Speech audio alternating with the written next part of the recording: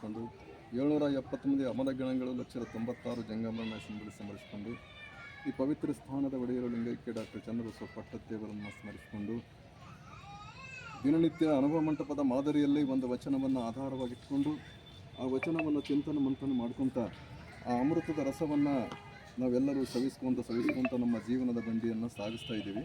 ಅದೇ ರೀತಿ ಇವತ್ತಿನ ದಿವಸ ಅಮಗಿ ದೇವರ ಒಂದು ವಚನವನ್ನು ಆಧಾರವಾಗಿಟ್ಕೊಂಡು ಆ ಶರಣನ ಲಕ್ಷಣವನ್ನು ಹೇಗಿರಬೇಕು, ಶರಣ ಯಾರಿಗನ್ನಬೇಕು, ಶರಣ ಏನು ಮಾಡ್ತಾನ ಅನ್ನೋದು ಅದರಲ್ಲಿ ಭಾಳಷ್ಟು ಉದಾಹರಣೆಗಳನ್ನು ಕೊಟ್ಟು ಅವರು ಬರೆದಿದ್ದ ಒಂದು ಪುಸ್ತಕವನ್ನು ಈಗಾಗಲೇ ಓದಿದ್ದೀವಿ.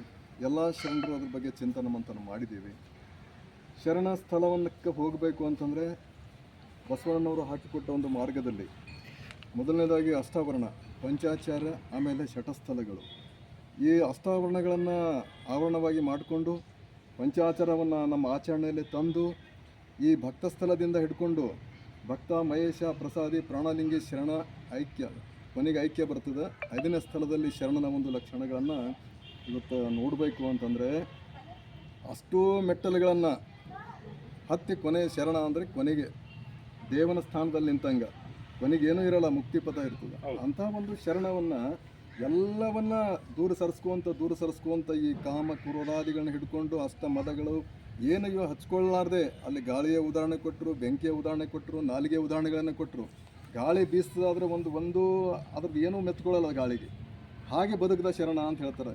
ಎರಡನೇದೇನು, ಬೆಂಕಿಯನ್ನು ಒಂದು ಕಾಡಿಗೆ ಉರಿ ಹತ್ತಿ ಕಾಡು ಉರಿತಾ ಇದೆ, ಆದರೂ ಆ ಬೆಂಕಿ ಯಾವುದಕ್ಕೂ ಅಂಟ್ಕೊಳ್ಳಾರ್ದೆ ಎಲ್ಲವನ್ನು ಸುಟ್ಟು ಬಸ್ ಮಾಡಿ ತಮ್ಮ ಸಾರ್ಥಕವನ್ನು ಮುಂದೆ ನಡೀತದಲ್ಲ. ಹಾಗೆ ನಾಲಿಗೆ ಕೂಡ ನಾವು ಅನೇಕ ಪದಾರ್ಥಗಳನ್ನು ತಿಂತೀವಿ, ಅನೇಕ ಮಾತುಗಳನ್ನು ಆಡ್ತೀವಿ, ಎಲ್ಲವನ್ನಾಗಿ ನಾಲಿಗೆಯಿಂದ ಮಾಡ್ತೀವಿ, ಆದರೆ ನಾಲಿಗೆ ಅದಕ್ಕೆ ಅಂಟ್ಕೊಳ್ಳೋಂಗಿಲ್ಲ. ಹಾಗೆ ಶರಣ ಹೇಗೆ ಬದುಕದ ಅಂತಂದರೆ ಈ ಪ್ರಪಂಚದಲ್ಲಿ ಎಲ್ಲವನ್ನ ಇದ್ದರೂ ಸಹಿತ ಅದಕ್ಕೆ ಇದ್ದೂ ಇಲ್ಲಂಗೆ ದೂರ ಸರಿಸಿ ತಮ್ಮ ಅಮೂಲ್ಯವಾದ ಜೀವನವನ್ನು ಯಾತಕ್ಕಾಗಿ ಬಂದದ, ನಾನು ಎಲ್ಲಿಗೆ ಹೋಗಬೇಕು, ಏನು ಮಾಡಬೇಕನ್ನೋದು ಶರಣವನ್ನು ಕಂಡುಕೊಂಡು 12ನೇ ಶತಮಾನದಲ್ಲಿ ಇವತ್ತಿನ ದಿವಸ ನಾವು ಎಲ್ಲರಿಗೆ ಆದರ್ಶ ಜೀವಿಗಳದ. ಅಂಥ ಆದರ್ಶಮಯ ಜೀವನವನ್ನು ಆಗಬೇಕು ಅಂತಂದರೆ ಅದೇ ಹೇಳಿದ್ರು, ಶರಣರು ನಮ್ಮಂಗೆ ಇರ್ತಾರೆ, ನಮ್ಮಂಗೆ ಬದುಕ್ತಾರೆ, ನಮ್ಮಂಗೆ ಉಣ್ತಾರೆ. ಹೌದು, ಅದೇ ಭಾಂಡ ಒಂದೇ ಇರ್ತದೆ. ಅದೇ ಭಾಂಡ ಅವರು ತಿಕ್ಕಿ ಬೆಳ್ಳಗೆ ಮಾಡಿ ಕನ್ನಡಿ ಮಾಡಿಕೊಂಡ್ರು ನಾವು ಹಾಗೆ ಅದಕ್ಕೆ ಗಂಜಿ ತಿಂದು ನಾವು ಕತ್ತಲಾಗೆ ಇದ್ದೇವೆ ಅನ್ನಂಗೆ. ಅಲ್ಲಿ ಏನಾಗ್ತದೆ, ಭಾಂಡ ಒಂದೇ, ಭಾಜನ ಒಂದೇ, ಎಲ್ಲ ಒಂದೇ ಇರ್ತದೆ.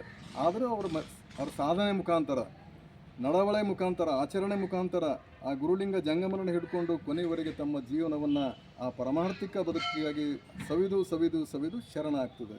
ನಾವು ಶರಣ ಆಗಬೇಕು ಅಂತಂದರೆ ಅಷ್ಟು ಸಾಧಾರಣ ಇಲ್ಲ. ನಾವು ಹೇಳ್ಕೊಳ್ಳಿಕ್ಕೆ ಶರಣ ಆಗ್ಬೋದು, ಆದರೆ ಮ್ಯಾಗೆ ವಿಭೂತಿ ಹಚ್ಕೊಳ್ಬೋದು, ಮ್ಯಾಗೆ ಸಾಕಷ್ಟು ವೇಷಭೂಷಣಗಳನ್ನು ಹಾಕ್ಬೋದು. ಆದರೆ ಅಂತರಾತ್ಮ ಇದು ಹೆಂಗದಂದರೆ, ಭಕ್ತಸ್ಥಳ ಅಂದರೆ ಅಷ್ಟಾವರಣಗಳಂದ್ರೆ ಅಂಗ, ಪಂಚಾಚಾರವೆಂದ್ರೆ ಪ್ರಾಣ. ಭಕ್ತಸ್ಥಳ ಹೆಂಗಿರ್ತದೆ ಅಂದರೆ ಇದು ಆತ್ಮ ಇದ್ದಂಗೆ, ಇವು ಆತ್ಮಕ್ಕೆ ಸಂಬಂಧಪಟ್ಟಿದ್ದ ವಿಚಾರವನ್ನು ಶರಣನ ಲಕ್ಷಣ ಆಗ್ತದೆ. ಅಂಥ ಒಂದು ಹೊರಗೆಕ್ಕಿಂತ ಅವ್ರ ಒಳಗೆ ಭಾಳ ಅದಕ್ಕೆ ಸಾಧನೆ ಮಾಡಿ ತಮ್ಮ ಒಳಗಿನ ಶ್ರೀಮಂತಿಯನ್ನು ಹೆಚ್ಚಿಸ್ಕೊಂಡ್ರೆ ವಿನ ಈ ಬಹಿರಂಗದ ಒಂದು ಶ್ರೀಮಂತಿಕೆನ ಹೆಚ್ಚಿಸ್ಕೊಂಡಿಲ್ಲ. ಅಂಥ ಒಂದು ಶ್ರೀಮಂತಿಕೆ ಜೀವನವನ್ನು ಅವರು ಬದುಕಿದ್ದಾರೆ, ಸಂತೋಷವಾಗಿ ಬದುಕಿ ನಮಗೆ ದಾರಿದೀಪವಾಗಿ ಹೋಗಿದ್ದಾರೆ. ಅಂಥ ಬೆಳಕಿನಲ್ಲಿ ನಾವು ಕೂಡ ನಮ್ಮ ಜ್ಯೋತಿಯನ್ನು ಆ ಜ್ಯೋತಿಗೆ ಮುಟ್ಟಿಸ್ಕೊಂಡು ನಮ್ಮ ಜೀವನವನ್ನು ಸಾರ್ಥಕ ಮಾಡ್ಕೋಬೇಕು ಅಂಥೇಳಿ ಇದೆಲ್ಲ ಪ್ರಯತ್ನ ಮಾಡ್ತಾಯಿದ್ದೀವಿ. ದಿನನಿತ್ಯ ಒಂದು ಚಿಂತನಗೋಷ್ಠಿ ಮಾಡ್ತಾಯಿದ್ದೀವಿ. ಈ ಚಿಂತನಗೋಷ್ಠಿಯಲ್ಲಿ ಭಾಗಿಯಾಗಿರುವ ಎಲ್ಲ ಶರಣ ಶ್ರೀ ಚರಣಕ್ಕೆ ನನ್ನ ಶರಣೋ ಶರಣಾರ್ಥಿ. ಧನ್ಯವಾದಗಳು.